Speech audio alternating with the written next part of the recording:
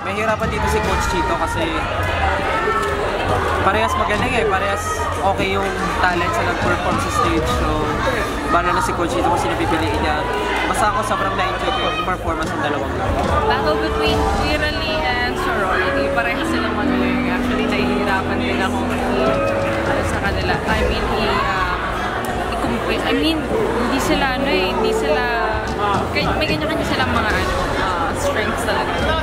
Tsaka happy ako kasi talaga alam ko na binigay nila yung best nila. I found it entertaining, super talaga. Kaya for sure na may hirapan si Coach Chito na mamili. Different genres, tapos yung kakayahan ng isang grupo ay weakness ng isa, yung strength naman ng isa ay weakness din naman ng isa. So it's kind of, it really depends sa coach nila kung sino talaga i-keep for the rest of the battles and sa susunod na round. But I enjoyed their performances. I'm just excited to see everyone else's again.